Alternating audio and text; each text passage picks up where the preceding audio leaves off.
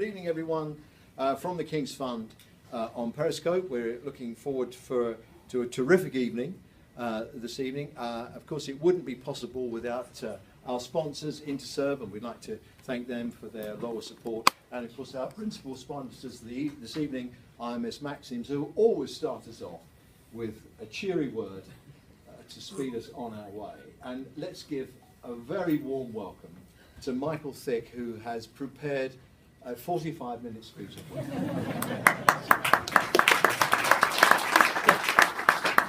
You can only say that Roy Lilley is as patronising when he's polite as he is when he's rude. I can't win! It's a great pleasure to welcome Jim, who has got, I think, probably the most interesting job in the NHS at the moment. From our perspective as a supplier of transformation services and systems to support that, we're obviously interested to hear how that reflects in his world and how he sees the world of transformation happening, given the rather difficult world between commissioners and providers that exist at the moment. I wish you well. Hello, Michael. Thank you very much. Well, let's just find out who everybody is. Who's not been to a health chat before? Put your hand up. Fine, thank you. Why not? There's nothing on the telly. No. What we try and do is to bring the big names in the health service closer to us all, to find out what they really like and what their views are, and what they're going to do for the future, and how they're going to end their junior doctor strike, and all that kind of stuff. So we've got a really interesting guest tonight, someone who we've admired enormously as a trust chief executive. Terry, aka the Blonde, and I went up and visited his trust, and it's a stunning place, and since then he's moved on, and he's now the boss of Not Monitor. I think we call it over here, so Not Monitor. And so let's give a very warm welcome to the Chief Executive of NHSI. Is that right? That's right. Okay, Jim.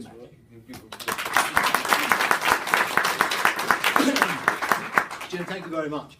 And we were talking earlier about your travel arrangements. I mean, working in London and living in the north is not easy, is it? No, it's hard, but I've always been a big family man, and I'm a Geordie, you might have been able to tell already by the accent. I love the North East. Part of the deal was I could stay living in the North East, so I spend 3 days in London. I try and do 2 in the North. Usually one of those days is a visit day where I'm somewhere else. Yeah. But I'm always been a big believer in work-life balance. But it does really destroy your family life, doesn't it? You're not kidding. It's knackering as well, isn't It's it? tiring. But Yeah. actually the time on the train's the only piece I get. Yeah, but you have to travel second class, don't you? Yeah, I mean, who travels second class? I mean, it's ridiculous. What's it like these days? Is it Ask your butler. Not even my butler travels second class.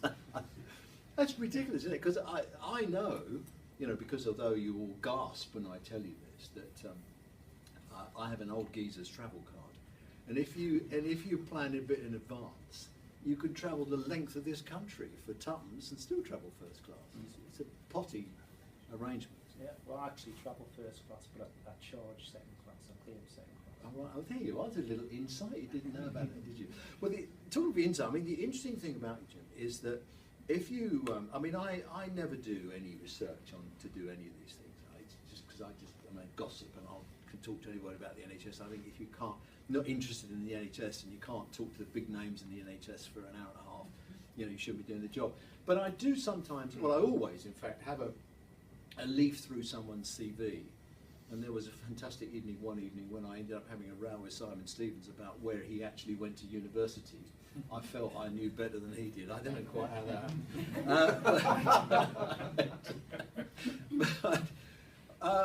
happened. You have no CV to flick through. That's because if you look at your official CV, it doesn't go back further than 1990. Mm-hmm. Now, either it is true that you are a Martian and you have been landed here, or let's go back a bit. You were born in the North East. Tell me about your family. What's your backstory? I was born and bred in a place called Heaven, on the south bank of the Tyne. It's a shipbuilding town. Yeah. And I left school after my A-levels. My family was quite hard up. I had places at university, and I went on holiday with my mates to get drunk. My came back and my mum had an application form for a trainee accounting job, and so I filled it in, went for interview, Tynemere County Council, 6 months before abolition, and started there. And on abolition, we all had lots of job offers. So I trained in local government, finished my accountancy training, and came into the NHS in 1990 on the back of the market reforms. Right. And I mean, I suppose it'd be interesting just to talk. I mean, since then, of course, local government has changed enormously, hasn't it? Yeah. I mean, Unrecognised. absolutely. I have a background in local government as well, but you know, it's unrecognisable now to what it was. And the move towards a greater alignment of services with social care and so on and so forth. I mean, we at the Academy, we've got stunning examples of how it does work, but it is very clunky to make it work, isn't it? Because they just aren't really aligned, and a lot of it's around finance. Yeah, absolutely. And I think all these things are about relationships. We were really lucky in Northumberland in that for years Northumberland had a care trust back in the, whenever that was, sort of 2000 sort of time. I ran the care trust for a year on secondment in 2004-05 because they got into financial trouble. But that was the start of the blurring of it all out, so really quite forward looking at the time. So when I left Northumbria, we had one person who ran social care and our community services. It was on my board, and it was Deputy Chief Executive Council. And I think that was the best situation where none of us bothered to settle up at any time. We just knew what we needed to do. And you look across the country now and you see just really terrible relationships and arguments largely driven by an absence of money. Yeah. I do think at some point we've got to wake up to that and deal with, what are we going to do for the elderly largely, because what we're doing now isn't going to work. I was reading somewhere that there was a thought that the Treasury might make joint allocations to health and social care, because at the moment it's slightly awkward, isn't it? There's this Section 75 rule or something. You've got to do all that pool budget malarkey. Yeah. I think a lot of these things are instruments to hide behind. Can you explain the pool budget thing in words of one syllable?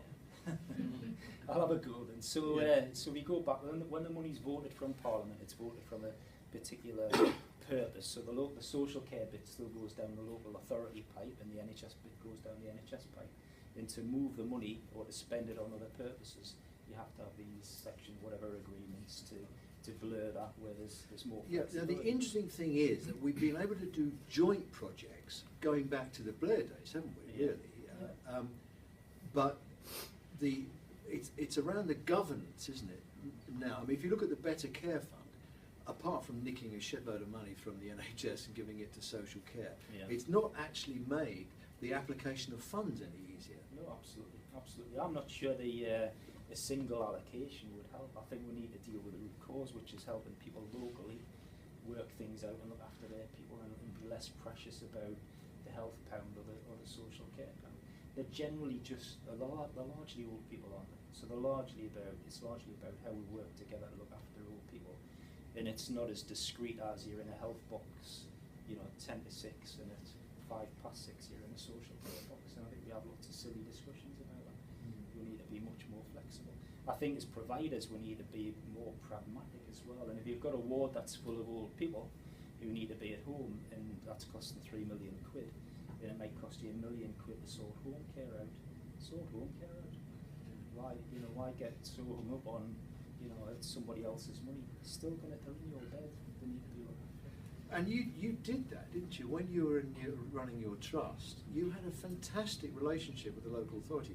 In fact, didn't they lend you the money to buy your PFI out? Yeah, This is astonishing, isn't it? They loaned the money for the PFI buyback. They provided a loan for the new Berwick Community Hospital, where just a generally fantastic relationship. Which it's because you've got good covenants to borrow. And they have and borrowing they got the ability access, they got a borrowing ability but don't have the covenants. You've got the covenants and no borrowing. So coming together, what is that joint borrowing then? No, they borrowed it through the Public Works Loan Board and passed it on to us. There's a bit of premium in it for them. There's a broader partnership agreement about how we do things together. And it was a natural thing of we're trying to do lots of things together. We'll look after the same population. In that patch we were without question the two main employers in some parts of that area. NHS is the only employer, so you have to take a much broader kind of social responsibility. It's helped by some of our board members have been council leaders, our training local government, the council chief executive was an ex-NHS finance director. We're all intertwined, looking after the public. That's what our job is.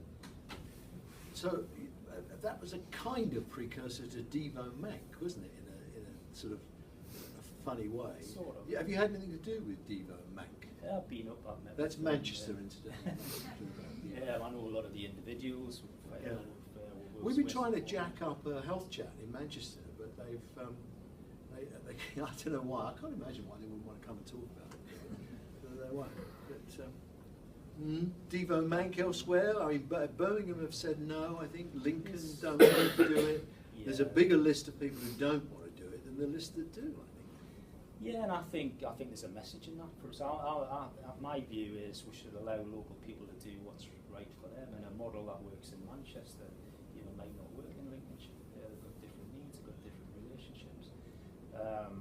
Whether what their aspiration is, whether that's actually brought to fruition, who knows? But at least they're having a go. I think that's the key point. They're having a go. They're trying something different. What's working, what's happening now isn't working. But it is a kind of a politician's nightmare, isn't it? When you talk about, I mean, Simon, when he was talking about the 5-year forward view, Simon Stevens was saying this is not let 1,000 flowers bloom, but it's to let quite a few flowers bloom. It's a regulatory nightmare and a grip nightmare, isn't it? You can't send out guidance and have it all done on one day. It's a bit like Sainsbury's having 5,000 outlets and all the managers doing what they want to do. It's not go. It's not a go. Yeah, sort of. But with the Devo team, we'll embed a person in the GM system who works on our behalf, who working very much alongside them, and all the parts. So when you say we, that's NHSI. not monitor. Yeah, NHSI. Not monitor. Yes. So there'll be a senior individual who's working for NHSI, but with the GM. Embedded. Embedded. Well, that's it. I've learned something. That's really interesting. Don't they go native? Well, that would be absolutely thoroughly professional, and we'll never do that. So they go native then. Yeah, right. You go down and give them a smack. And it'll be their job to, as well as manage the regulatory thing, try and find ways to make things happen rather than find ways of finding barriers and boundaries. Yeah. Well, that's in part, I guess, the kind of difficulties that Sam has, isn't it? Sam Jones. She was our guest one evening. She was talking about the vanguards. I mean, there's been a lot of criticism recently about the vanguards. And I don't know if you've seen it on Twitter and so on. People have been pretty excoriated about the progress they've made and the governance and what the outcomes are going to be. It's too early, I think, to pronounce on them. But quite a lot of the problems that she's had, because she's told me, have been around the regulatory issues to make things happen. Yeah, so I started off with a vanguard in Northumbria, and I think what we found was you'd start off thinking, I'd really like to do that, and there'll be a legal restriction or there'll be a regulatory burden, and almost always when you've examined it properly, it doesn't actually exist. I think a lot of these things are in the mind. Do you think people use it as an excuse for not doing it? I think it's an excuse, it's a barrier. There's sometimes a legitimate reason, and generally, there's a workaround, but very often they're imagined, or it's a reason for somebody who isn't quite committed to it to find a reason not to do it. It takes the creative mind, doesn't it, to do the workarounds. And I'm wondering really if you look at some of the boards and chief executives of trusts where the main burden of change lies, they're just terrified. Some of that, it was, who's Dame Julie, what's her name? Moore, isn't it? Yeah. I don't know if you saw the article in the Telegraph. God knows why she said it, but she just completely slagged all the chief executives in the country off. And I think I might write about that next week. She's on holiday at the moment, and I don't want to waste it. I want to make sure she reads it. But on the other hand, it is true that I do come across some boards who you think, what a bunch of numpties. Discuss. It was Chris Hobson reminded me early on in this job. I did something early on, I'll see what it was, but I dropped a clanger in about week 2. And try to do something, and Chris explained, he says, what you've got to remember, it's a mixed ability class. And actually, I think that's really, in every profession, in every group of people, you can have a variation. Sometimes it's ability, sometimes it's appetite, sometimes it's circumstance. It's probably all of those things, isn't it? So I don't buy we've got a load of useless people out there. No, I think that's absolute bollocks. I don't believe that at all. We've got a lot of people who are working very hard and have no time to think, and are very boxed in, and that's partly what our job is. Yeah. Get out there. Yeah, and it's partly because they don't know what good looks like, which is wholly what we're trying to do with the academy. We show people what good looks like. Because my experience has been, if you show people what good looks like, they'll get on and do it, and they'll often do it better than it was in the first place. Yeah.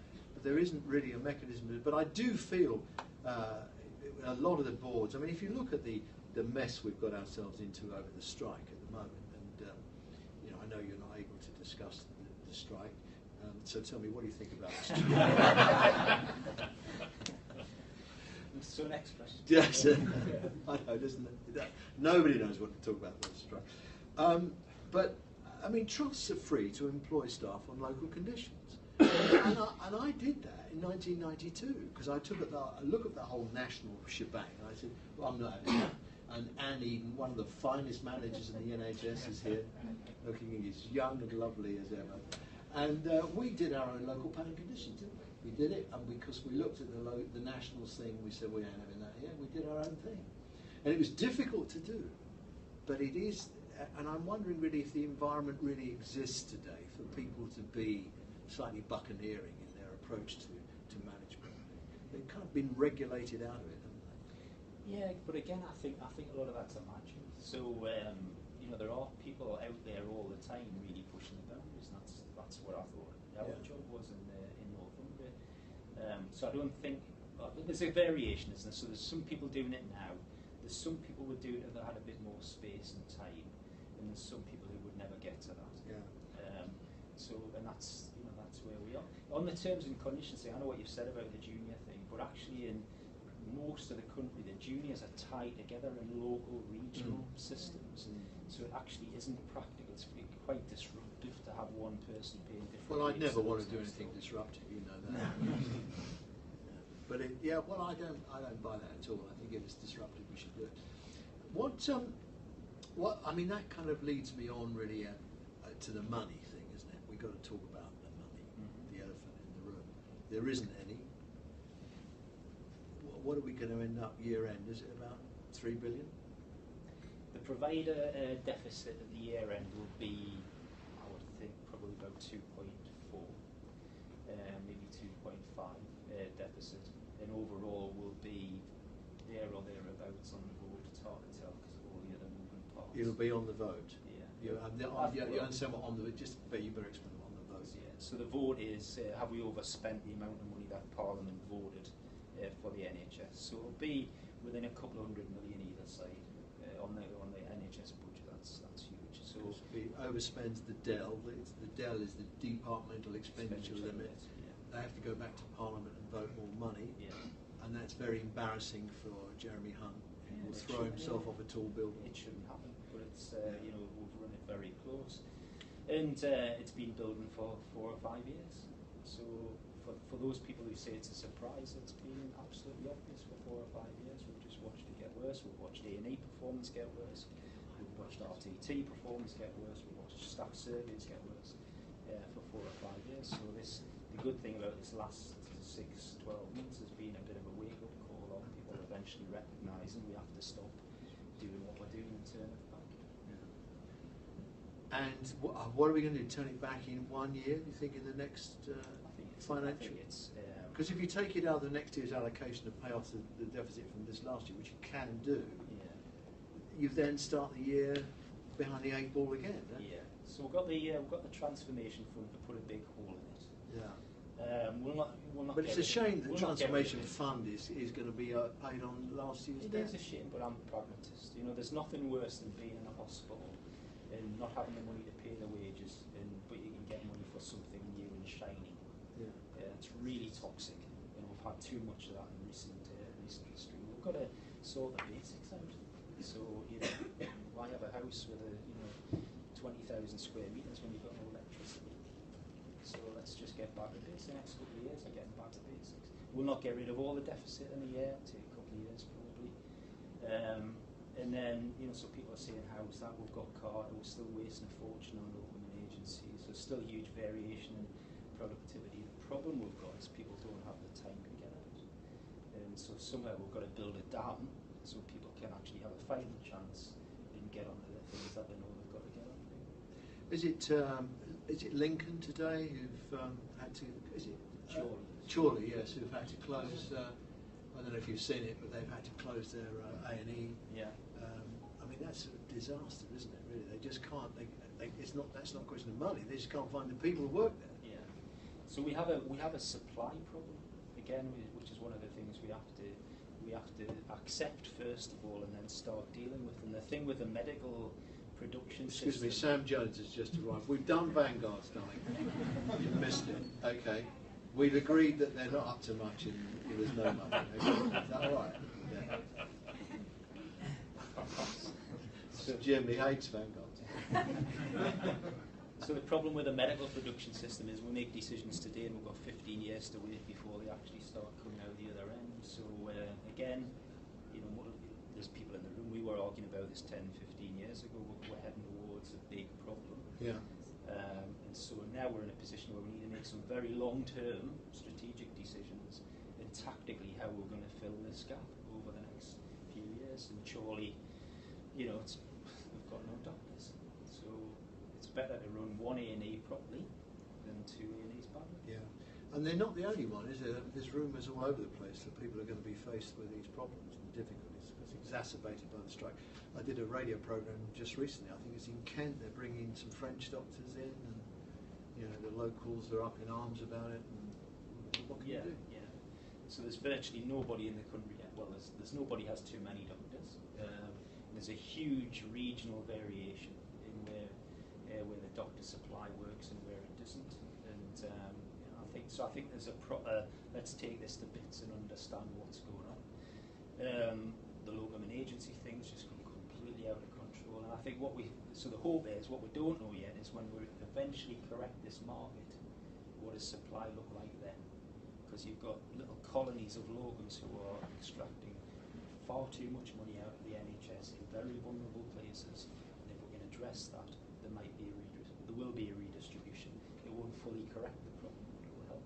I mean, the world of work, though, has changed, hasn't it, really? There are some people now, because of family and other commitments, they don't want the kind of career that perhaps I looked for when I was first in the NHS. So they quite like the ability to dip in and dip out of the workplace on different terms and conditions. And we somehow or other have not really got our head around that. We just assume things are going to happen. No, I think that's right, and I think the NHS needs to get its head around flexibility in a different way. So I mean, certainly with the junior doctors, I've got quite close to the junior doctors dispute, having spent some time on the picket line and talking to them. And it's setting aside the rights and the wrongs of whether people in vocation should go on strike, and that's, we'll all have our views about that. They actually have a very good case if you just look at it in terms of rotas, schedules, gaps in rotas, trying to stretch the workforce over a longer period. I mean, if you listen to them, you think, what, these are very bright people. You become a doctor because you're one of the brightest 5% in the country, and there we are having an argument with the brightest people in the country that are the backbone of our workforce over something that they are patently correct about. So you keep talking about the strike, don't you? I know you want to talk about it, Jim. So, yeah, I do. Yeah, it troubles me. I mean, it's difficult to get, but the whole thing troubles me because I just think that the way we treat people, and that's very much what you're saying. You get a dysfunctional board, doesn't mean to say that they're idiots.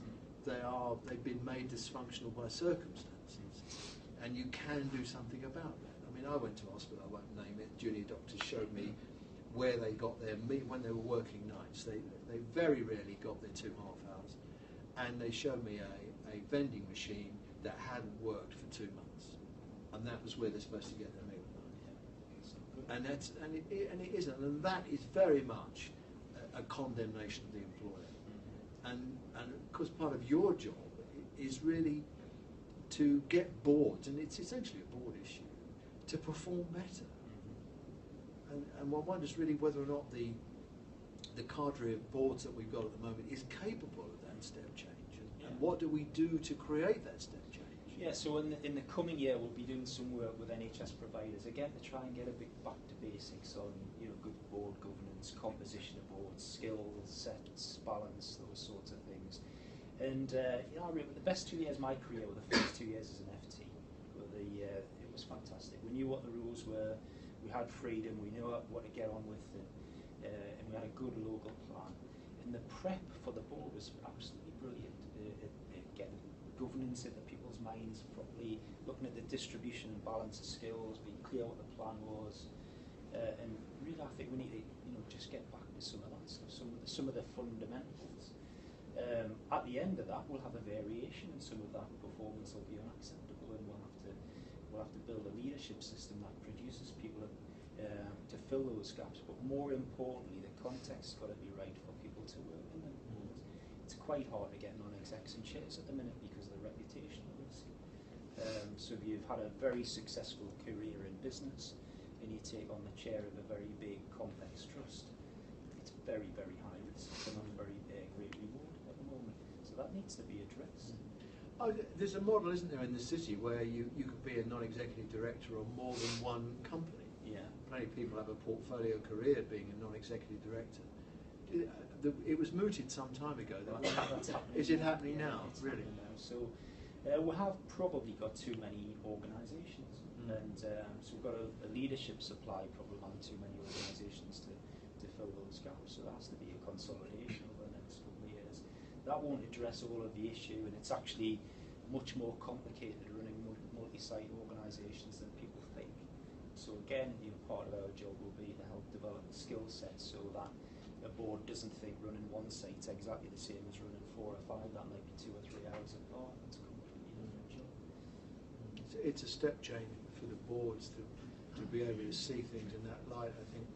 And the chairman's role is really very poorly defined, I think, these days. I think they're just left, not knowing really quite what they are supposed to do, because so much of it comes from the external boundaries rather than trying to sort themselves out internally.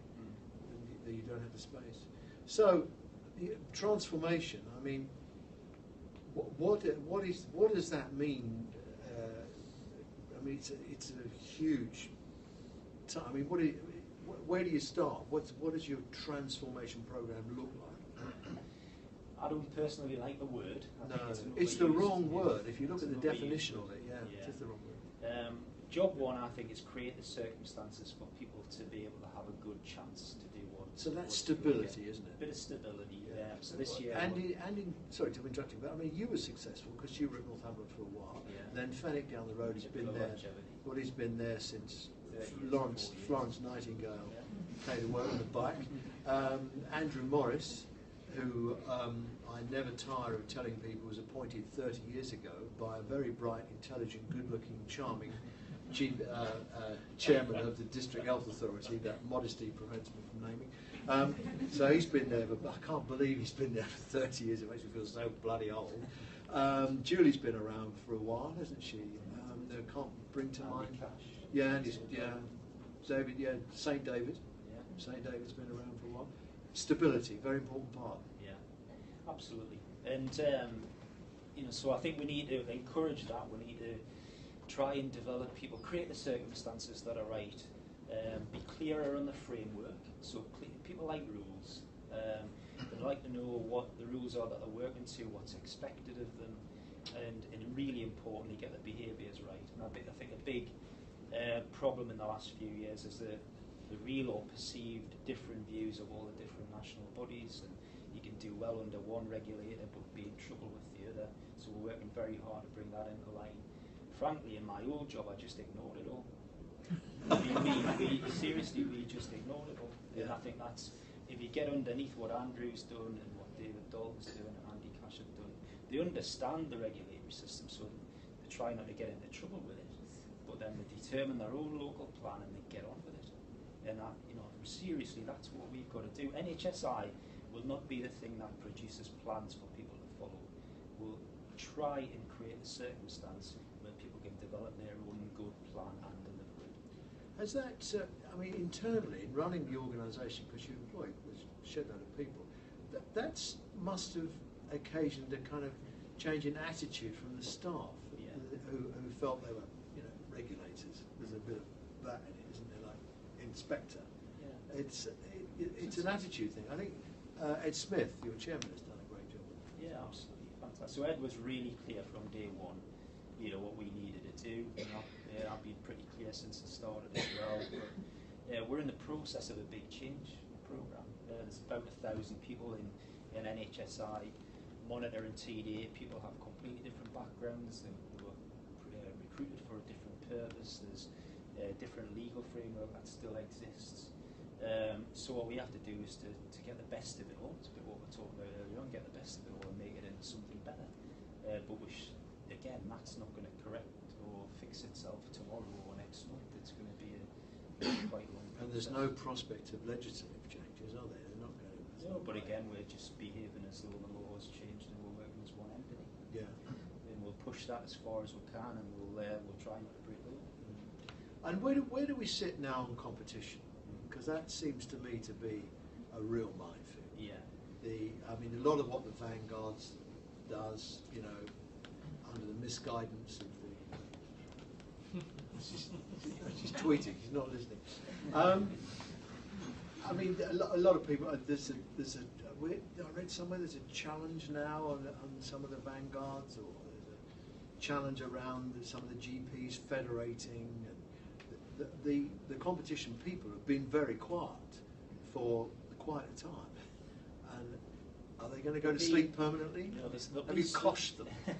There'll be some communication will come out in the next week or so about competition law. So there'll be a broader competition law in the NHS explanation, clarification, and the NHSI competition people will put something out specifically aimed at if you're in a local situation, when would it be right for something to be put out to tender and when not? My we view. did that with PCTs, and they just shot holes through it, didn't they? Yeah. So I think it's one of those things that's probably more imagined than real. It's used actually as a tactical instrument as well in negotiations. So if you don't do this, I'll put that out to tender. That sort of things going on. So I'm absolutely certain we can comply with competition law and not put very much out to tender. But commissioners need to go through a process to make sure that the providers they're using are delivering the best services and the best value. Yeah. That doesn't mean tendering things. There's sometimes a need to do it. There's sometimes a need for market disruption and all that. But it's not. So I think my point, and I think Ed said this before, the competition law is not the only tool, and it's certainly not the first one you get out of the box. You need to think about the circumstances in which it's useful.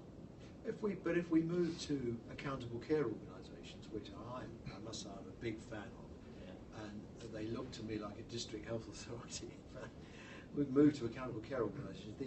The scope then for competition within that vertically integrated framework pretty much disappears. And one wonders really whether or not that is likely to be challenged.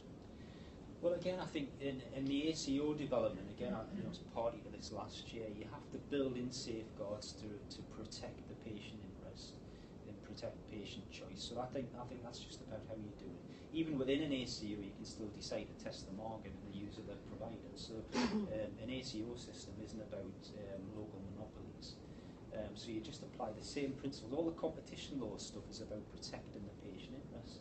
And you can absolutely do that without tendering things. But sometimes you might have to, and you just need to make sure that you're not crossing the line and make sure whatever we do, we mustn't go back to creating local monopolies that don't care about the people they're looking after. And we'll be, our regulatory system will focus on that rather than things that are being put out to tender every 2 or 3 years. I mentioned earlier, I trained in local government in the 80s in local government. I had all this competition law was brought in, compulsory competitive tendering. After a few years. The bin men, do you remember? Absolutely. Mrs. Thatcher rang up one day and said, the bin men, you're going to privatise them. I said, have you met our bin men? And that morphed into a best value regime. It did. If if you remember. Yeah. So I think we're probably at the phase of morphing into a best value regime rather than a arm wrestle tendering process. And again, with all these things, think about the patient. So if you've got an integrated system, you want to put something out to tender and you break it up, how the hell is that better for patients? So, you know, I think when I see this going wrong and how people have helped resolve some problems in this regard in the last few weeks, it's where people have lost sight of what they're there for. We've come unstuck, is it, in Cambridge, the £800 million? Yeah. What's happened there? Well, I think I wasn't around when it was set up. I remember watching it thinking, I can't see how that works. And we've proven that because there was a bit of a, so going back to the earlier point, it looks like, I might be completely wrong and there's good colleagues involved in it, looks like there was a rush to something shiny and new without really thinking about what it was supposed to do, and importantly, when it goes wrong, who's accountable. And linked to that, when you run out of cash, who pays the wages? We're running a public service for people, and we employ people. So to get into that position where you haven't actually thought about it, it's criminal. It shouldn't happen. So we will make sure we're upstream far enough to kick the tires. And if there's a novel new way of delivering services, that's great. But let's not look at an institutional model first, and then work back and try and convince ourselves it's good for patients. Let's talk about Carter for a minute. Lord Carter's coming to do an evening with us. I mean, he's a lovely guy, isn't he? And he's got. If you haven't booked the ticket to come to Carter, then do, because he has a really interesting background. And he's, but I mean, he's completely wrong with his report, isn't he? I mean, he just reinvented Stalin. You're very vague in your comments, aren't you? Pat's, as you say, a lovely guy, very clever, very capable. He's been successful in everything that he's done in all of his life. It's a shame that he's arrived at the. And what I would say in the Carter thing is it would be impossible for anybody to produce that kind of analysis and be absolutely right. It's not possible. So we should just not even think that. In every organisation, his number probably isn't right, but no's nil. So we should stop, you know, those that are worried saying, I'm down for 10 million and I don't think it's 10. Work out what the right bloody number is and get it out, because it's definitely not nil. And you're definitely not more efficient than absolutely everybody else on everything. And it's a start of a process, it's not a number. I do like the benchmarking approach, because that sits very well with our agenda about showing people what good looks like. But I'm not sure that the NHS has got the reporting systems that are robust enough really to contribute accurately to the benchmarking system. Yeah, I would agree, and I think if you look at a lot of the stuff on nursing productivity, we're relying on ward management systems and rostering systems that are nursing hours per terrible. patient a day, for God's sake, you can see, I mean, I wrote about this the other day, you can see how they're going to fiddle this. It's care hours per patient, and that's going to include nurses, chiropodists, nutritionists, physiotherapists, occupational therapists. You're going to lump all the lot together and say, do you know what? The care hours per patient day has gone through the roof. This is marvellous. Wonderful. But we haven't got any nurses. So, you know, and how often do you see a nutritionist if you're in there? But that goes back to your point earlier on about the board. It's a fiddle. It's not a fiddle. The board needs to look at what it needs in every ward and department. And I've never believed that means somebody turns up and says, show me 8 nurses. Because on that ward, if it's a stroke ward, you might need 8 nurses, but you might need 4 physios, you might need 3 OTs. We've completely ignored all that team stuff. And you did that, didn't you, at your hospital? I mean, we were when Terry and I came out, we were very impressed with the way you'd organised that. And to a large extent, I think that the nurses were determining the staffing levels themselves. So I remember when we set off on that. So again, we determined as a board we would ignore the 1 to 8 thing. And what we would do, we would decide ourselves with our staff what was right. And I had a fantastic nurse director who's just recently retired. I worked with her for nearly 30 years. Remind us of Rosemary Stevens. That's right, Rosemary. She was a Sunderland supporter, sadly, but not worried too much about that. And so Rosemary, on one of the exercises, sat down with the ward team, and the logic would have been they needed whatever it was, an extra 8 nurses. But they decided what they actually wanted to do was, instead of having 30 beds, they would drop to 20. So the ratios all improved, but importantly, it was all more within reach. It was all more manageable. It's a lot of single rooms, and that worked fantastically well. So I think what we need is the nurse director and the ops director and the FD to be able to get into that kind of detail with their teams and determine what's right. They'll be accountable if they've done something really stupid, if they've ignored evidence, if they've ignored the staff, if they've ignored poor outcomes.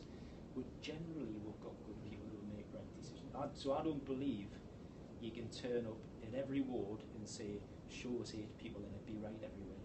It can't be right. Yeah, but the danger is with the benchmarking thing that you're going to end up with a very befuddled, and then you're at the top of the benchmark or the bottom of the benchmark. Yeah, so you do really need to get rid of all that. So the way out on that, Roy, is I think that benchmarking stuff is yours.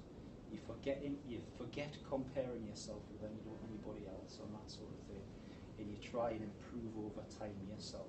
So baseline might be, on this ward, we think we've got 10,000 hours a year directly focused on patients. And by sorting out the catering and sorting out the porter and sorting out the amount of forms they've got to fill in, we're going to increase that by 20%.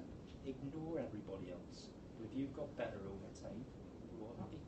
And importantly, engage with your relatives and the patients when they're coming in and try and determine with them what's appropriate. Ask in the front line. I know you've made a career out of that. When we come up, we were very interested in the design of your A&E, which I must say I didn't like at all. But it was it was designed by your people, wasn't it? I thought that they had it was very interesting. They had a circular nursing station. This is really clever how they did it. We went in there and there were like 3 chairs, weren't there, in the bench in the circular workstation, and so there was like nowhere for anybody to sit down, which I thought was quite cunning. But all of the input stations had screens that faced out of the donut, outwards. So you stood and inputted outward. And of course, if you stand and input, 1, you spend less time doing it, and 2, you got room to put more screens in. And I thought that was a really subtle, clever thing. But I thought the way the spurs went off with the doors and the screen, that seemed to me to run counter to everything I've ever been taught and known about observation. Yeah, and we learned a lot in that from the Hexham build, which was all very much entirely almost single rooms. And we learned a lot about observation and how things might look easy, but in practice it's actually quite hard for the staff to do. So the staff who worked on that helped design the new emergency hospital, same architect. And so they took a lot of those ideas and adapted them for real life. It's not perfect, it's been open about 8 months or so, and they're going through a refined process now, and it will be adapted and changed. But I think, you see that all over the country. The key thing is, don't design a hospital in a dark room and tell the staff to work in it. Yeah. How the hell can anyone think that's right? Yeah, it is interesting. Right, okay, let's, anybody got any thoughts, any questions that they'd like to ask Jim? Who'd like to have you got some on Twitter? Twitter questions. Yeah. So, well, we won't ask, are Newcastle going down? We won't ask. Yes, we will. Are Newcastle going down? No. Do you think so? What would you do about Newcastle? Well, strangely, I'm actually looking forward to being relegated. I'm stupidly competitive, so it's unusual for me. But football's not football anymore. So 2nd-tier football's more like proper football again. So let's have a bit of that. Okay, question from Claire Murdoch. Oh, Claire, say good evening, Claire. She's very sorry she can't be here. Okay, let's just explain. Claire Murdoch is one of our best chief executives who runs a horrendously complicated and difficult London mental health services, and she's an absolute heroine. Okay, so she's asked, could we ask Jim about the guidance to CCGs on funding mental health services, and whether you think they're being followed, and what can you do? Is Claire watching on Periscope? She's now. Is she? Sorry, Claire, we've run out of time, love. We've currently still got quite a big gap between commissioners and providers in the planning and contracting round, which you could have expected because it's an important year, so the pressure's really on. The deal that Simon and I agreed on at the start of the process was we had to deploy the transformation fund largely at the acute sector to largely address emergency care pressures. So that's why that was distributed in that way.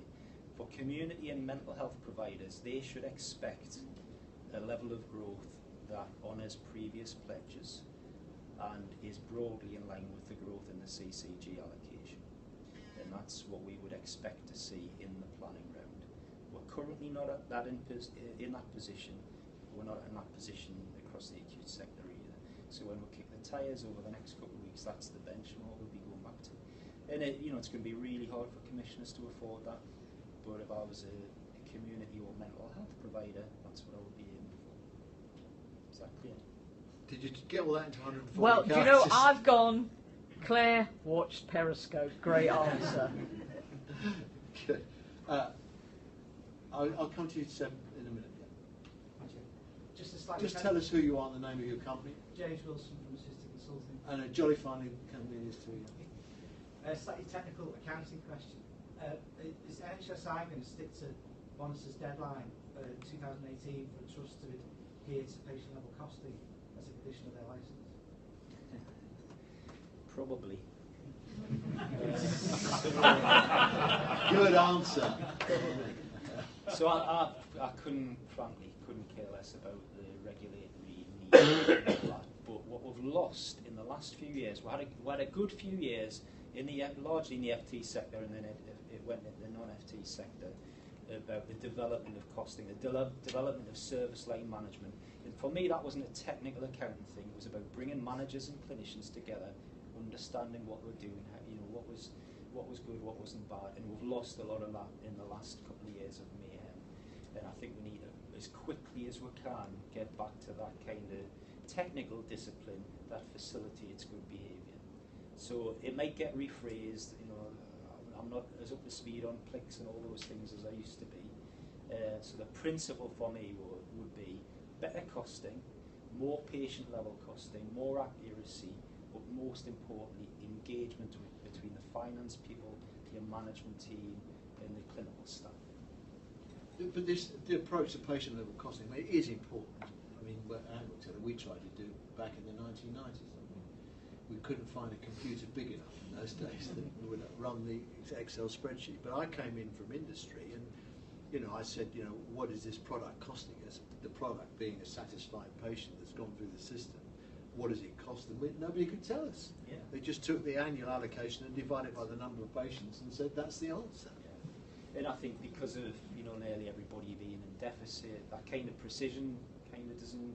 You can see why it might not make that much of a difference, because overall it's just massively out of sync. So it goes back to the earlier point. Let's get the thing into sync overall, and then get back into those discipline things that actually keep you safe long term. So, Sebastian, you're a consultant paediatrician and also fellow at the NHS Institute for Innovation and Improvement. How will you use the patient safety and quality improvement resources that you've got? We've got a really use it to wipe out the deficit.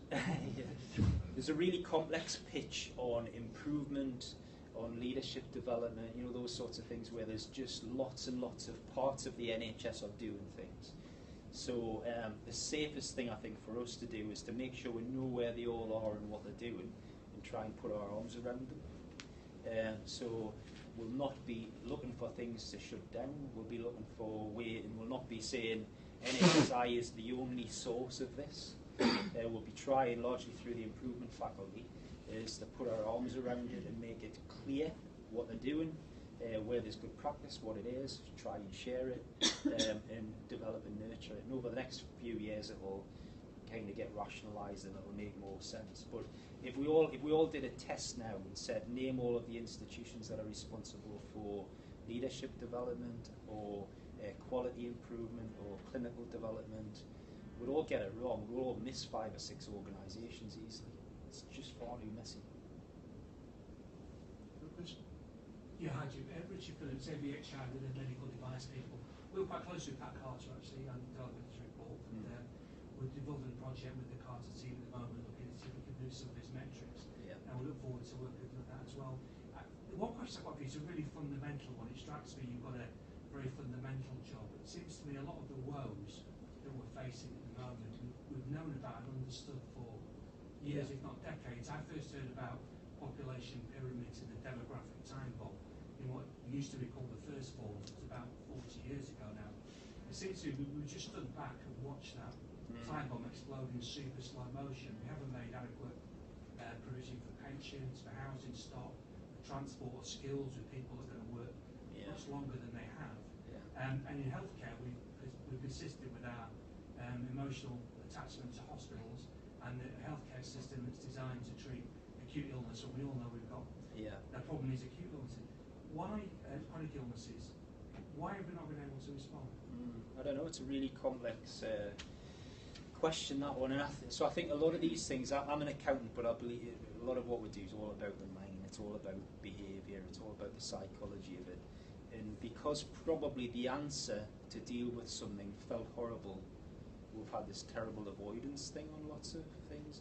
We're not alone. If we're having this conference in Sweden or in the States or in Australia, people will be talking about the same worries everywhere, and largely systems elsewhere. Nearly everywhere they're worse than the NHS.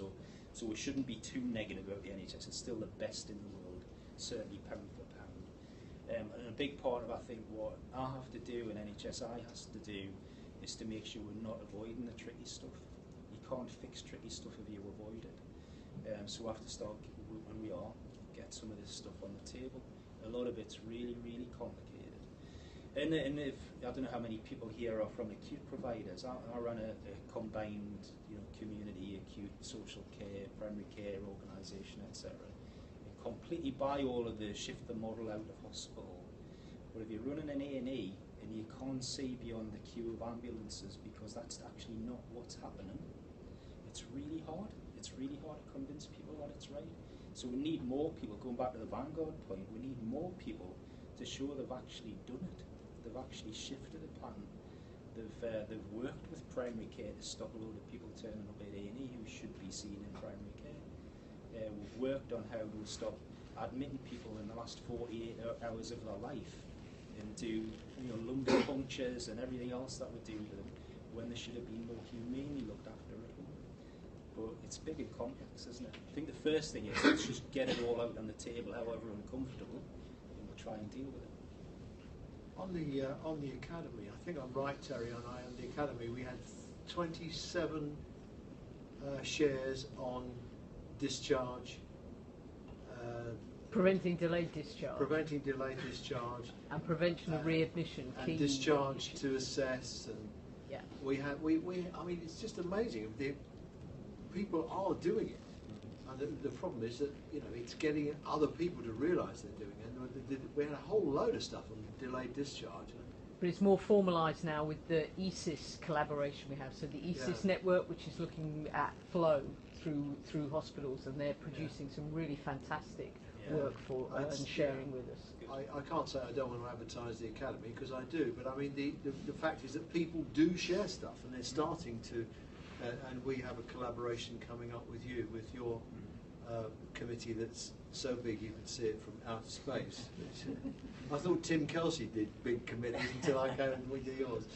Let's talk about politics for a minute. I mean, not politics, but I have to say that I watched you at the Public Accounts Committee. Was that your first hearing, or was it the Health Select Committee? I think I've done 2 PSCs and 1 health. Yeah, I watched your first one, and I just thought you did it with consummate ease. You were just terrific. What was it like to be inside you doing that and that? Because if you've ever gone and done one of these, it is nerve-wracking, even if you know your stuff. But I think you were terrific at that. I thought you said I had a wonky tie. Yes, you did, actually. It is. I mean, it is. These things are nerve-wracking. But again, I've attended some horrible scrutiny committees in my time, and some horrible public meetings and all those sorts of things. So PAC and Health Select Committee was actually, it's challenging, but they're intelligent people. They're well briefed. It's it's very polite. You know, you're not going to get filled in on the way out, which is how it feels.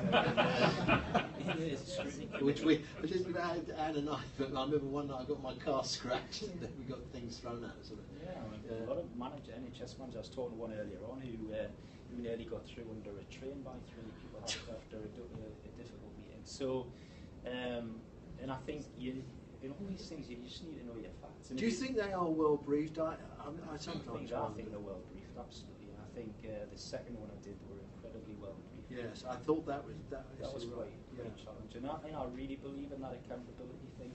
We need to be much more accountable directly to our public. So a big part of the strength of the FT movement for me wasn't the ability to borrow and all those things, which nearly nobody's exercised anyway. It was hardwiring public accountability in your governance system. That changed how we work more than anything else. So any form of accountability, I'm really big on making people accountable to the staff as well.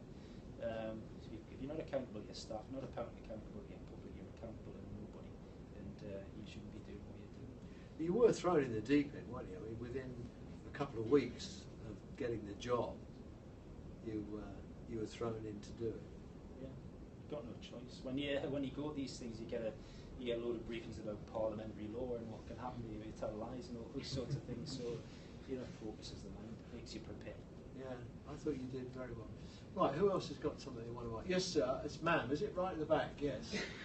Give us a couple of lungfuls so we can hear you. Yes, Mary Black. I'm a doctor currently with Public Health Haven, before with the Homerton.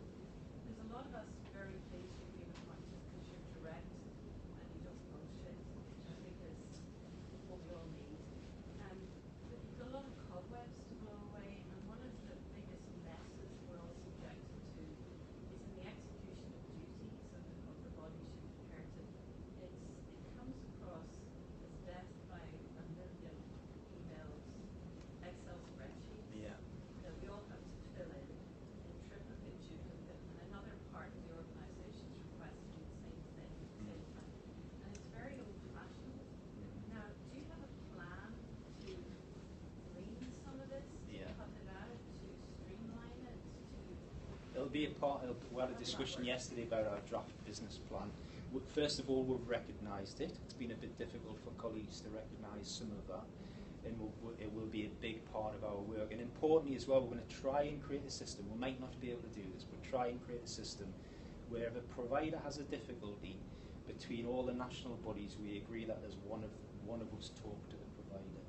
So if you've got an A&E problem, rather than your CCG ring you up, your area team ring you up, monitor or TDA ring you up, and then the CQC are going to turn up. All those things happen at the minute.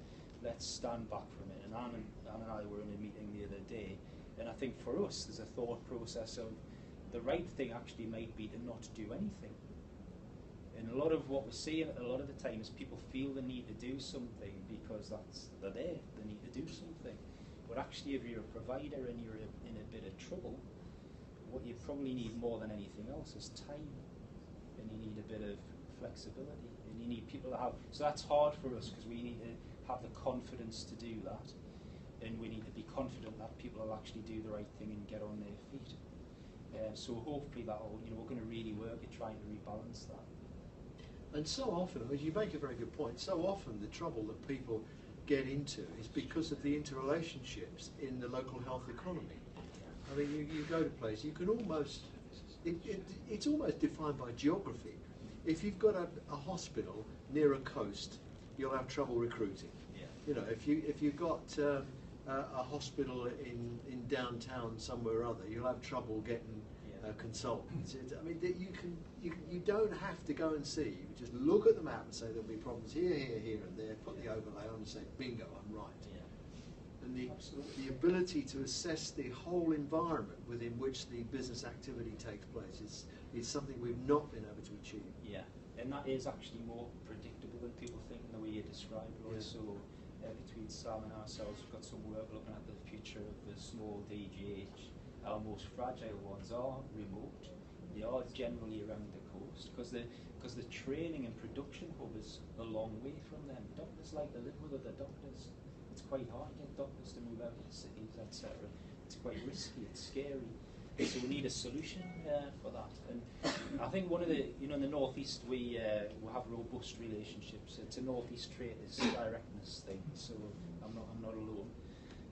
So we used to have arguments with each other, but we actually met and discussed things and shook hands on things, and things got done. I've been really struck in this job how many health communities don't actually have people sitting in the room talking to each other. You can't ever fix anything if you don't talk to anybody. So, I've been in places where a trust didn't know who the director of social care was, and they've got problems with detox. How the hell is that?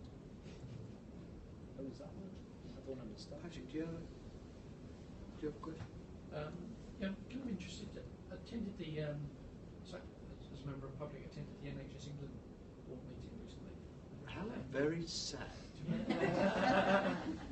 And Simon Stevens' sort of opening statements, I thought, he sort of made quite a point about actually, I think some of the stats he was giving that the demand pressures weren't year on year that great, that much greater on the hospital sector than they had been. So I didn't know whether that was just posturing leading up to the contracting round, or whether that's a fair statement and therefore the deficits are other things other than the demand, which is what we always hear about. Okay, so Simon. Did everybody hear that? No. You just up something and then answer it. So Simon in the last NHS England board referred to some statistics about hospital demand and pointed out that in his view there hadn't been a huge increase in demand year on year. Simon and I will talk about this tomorrow. We have a slightly different view on the numbers, which is the first point. We should have one set of numbers between us all rather than arguing about I think it's 3%, he thinks it's 2 or whatever, because it's all coming from the same source. So we need to fix that. The key point, I think, is if you look at the activity, certainly from an emergency point of view, cumulatively, for the year, I can't remember the number, it was about 2% or 3% more than the previous year, which doesn't sound a lot. First of all, margins are extremely tight. But most importantly, hospitals have a pattern and a cycle. So what's important operationally is you compare January this year with January last year. Because you hit Christmas and you think it's going to ease off in February. But if February, which it was this year, was nearly 20% higher than last February, that's operationally really painful. Because those of you that are doing this, when in your quiet periods, when you're used to it being quiet, you allow annual leave to happen, you allow people to do training, all those sorts of things. And then, so what we've actually had since Christmas is we've had 3 months that were broadly 15 to 20% higher than the same period last year. There's not a system anywhere can cope with that. If a system can cope with that, it's got far too much resource. So no wonder A&E performance is dreadful. We've definitely got variation in performance. We've definitely got problems with grip, but we've got problems where a lot of people, and most of these are minors, so they're not being admitted. A lot of people are reporting they're coming to A&E because they can't access primary care and they're swamping local ED departments. And we need to fix that somehow. The argument, how we fix it, there's lots of different ways of trying to do it. There's different completely polarised views on that, but we need to address it. So going back to your point, the thing we can't do is pretend it's not happening. Because in all of our A&E departments all over the country, people are on their knees. So, when you're at the Monday morning meetings at number 10, how are you getting on with Oliver Letwin? Oliver's great. Actually, he's a big supporter of the NHS and providers as well. So say that again. He's very good, and it's you're over time. Do you really think that Oliver Letwin is a big supporter of the NHS? I do actually. Do you? Absolutely. What about Camilla? How are you getting on with her? Very well. Yeah? I get on with everybody. Yeah, I know. That's the trouble. You're one of the nicest men I've ever spoken to, and a way of saying our thanks to you for being with us tonight. We always give our guests a little gift, which regulars will know what it is. If you're not a regular, we give you a bottle of whiskey. Now, the thing about this whiskey is it's the best whiskey in the world. It fuels most of the things I write. It's Penderyn whiskey. It's Welsh whiskey. And it's the best whiskey in the world. And the most interesting thing about it is it's just above the cost of it is just above the limit that you have to declare. and I just love the thought that our name is sprinkled around the government with bung people a bottle of whiskey. You've been a fabulous guest and very frank, and it's been a joy, and we wish you luck on your journey. Thank you very much.